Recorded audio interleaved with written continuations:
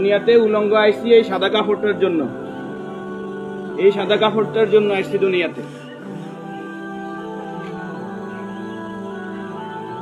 পুরুষ মানুষ ঢাকার দরকার নাই, সাদা কাফন দেখলে অন্তরের মধ্যে কি আসে, হয়, আর সেটা মনে রাখবেন, পুরুষের ঢাকার দরকার নেই। মহিলাদেরকে এভাবে উপর দিয়ে ঢেকে দিতে হয়। মরণের হরে জীবিত থাকতে দরকার নাই, কি কন? আমার মেয়ে, আমার স্ত্রী, আমার বোন, আমার মা বেপরদায় চলে, আমরা হইলাম দায়ুস। ওই পুরুষ দায়ুস যে তার স্ত্রী সন্তানকে পর্দা করায় না। আপনি থাকতে আপনার স্ত্রী কিভাবে ফেরিওয়ালার সামনে যায় আলু ফ্রাইস কিনে, আপনি দেশে থাকতে, আপনি এলাকা থাকতে আপনার স্ত্রী কিভাবে মার্কেটিং করে যায়, এভাবে বাজার সদাই করে, আপনি পুরুষ কেন পর্দার ব্যাপারে সচেতন নয়? আপনার উপযুক্ত মেয়ে ওড়না ছাড়া ঘর থেকে বের হয় কিভাবে? আপনার মেয়ে, আমার মেয়ে কিভাবে পায়জামা টাকনুর উপরে পরে? আমার ছেলে কিভাবে পায়জামা টাকনুর নিচে পরে? আমার টাকা দিয়ে আমার ছেলে সিগারেট খায়, আমার টাকা দিয়ে, আমার টাকার এমবি খরচ করে আমার ছেলে মেয়ে ঘরের মধ্যে গান বাজনা করে। আপনি পুরুষ উদাসীন, আপনার খবর নাই। খোদার কসম, দায়ুস ওই পুরুষ যে পুরুষ তার পরিবারকে দিন শিক্ষা দেয় না, কোরআন শিক্ষা দেয় না, পর্দার কথা বলে না, আর দায়ুস জাহান্নামে যাবে। এই দুনিয়াতে আসছে সাদা কাপড়টার জন্য, শুধু এই সাদা কাপড়টা অ্যারেস্ট করার জন্য। কিন্তু এই সাদা কাপড়টাও নিজের টাকায় কিনা হয়, নিজের টাকায় কিনা হয়। কেউ না কেউ, আমরা অনেক সময় শুনছি যে 3.5 হাতের মালিক ছাড়া আমি ন, আমি নিজে 8-10টা কবর এইভাবে দিছি যে উনি যে জায়গা দেখাই গেছে এই জায়গায় কবর দিন, আর জায়গা দিন আমাদের বাড়িতে। কথা কি বুঝতে পারছেন? উনি যে জায়গা দেখাই গেছে ওই জায়গায় দিতে পারি নাই বিভিন্ন কারণে। ওই জায়গার মধ্যে হয়তো পুরান কবর পড়ছে, অথবা ওই জায়গার মধ্যে খাদ গর্ত বেশি, পানি হয়ে গেছে।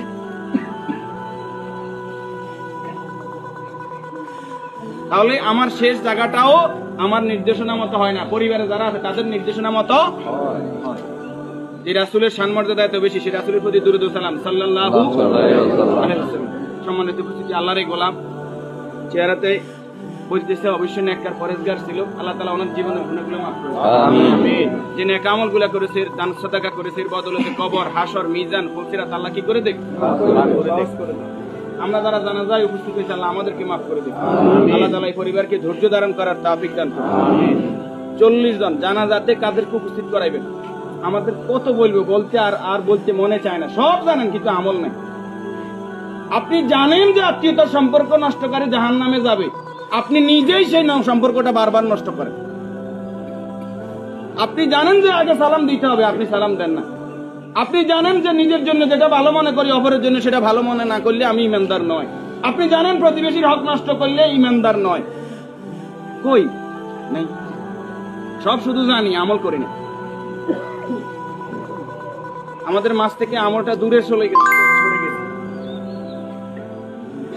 এই নেককার গোলাম জানাজাতে নামাজি পরেজগার লোক, শিরিক মুক্ত লোক, আপনার দৃষ্টিতে যিনি শিরিক মুক্ত, এরকম 40 জন লোক যদি দোয়া করে আল্লাহ তাআলা ওই দোয়া কি করে? কবুল করে। 40 জন হাইবেন, আইতেন না। উনি নামাজি পরেজগার, উনি হয়তো আপনি মনে করেন যে মাজারে সেজদা দেন শুধু কবিরা গুনাহ, মাজারে সেজদা দেন বুঝি শিরক। শনিবার মঙ্গলবার কি শিরক না? শনিবার মঙ্গলবার হিসাব করা শিরক না? নি শিরক, এটাও শিরক। এই যে জাদু টোনা করা, এটা কি শিরক না? নি গণকের কাছে যাওয়া, বান্দর গনাইতে যায়, মানুষ গনাইতে যায়, চুরি করছে কে, আনা চাইতে যায়, এগুলো সবগুলো কি বড় শিরক। যেটা জনগণ সকল ক্ষমতার উৎস, ঠিক না? নি জনগণ সকল ক্ষমতার উৎস, সকল ক্ষমতার মালিক কে? তো যেই দল, যেই সংগঠন, যেই রাজনীতি আমাকে বলে জনগণ সকল ক্ষমতার উৎস, এই রাজনীতি করা কি শিরক না? এই জিনিসটা কেন বুঝিনি আমরা?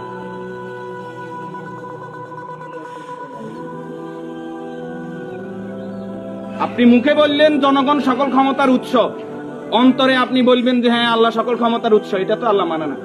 মুখে যেটা বলতে হবে অন্তরে এক থাকতে হবে। তাহলে সকল ক্ষমতার মালিক কে? আল্লাহ। আর যারা রাষ্ট্র ক্ষমতায় গিয়ে, একজন মুমিন ইসলামী রাষ্ট্র ব্যবস্থার বাইরে যাওয়ার কোনো সুযোগ নাই।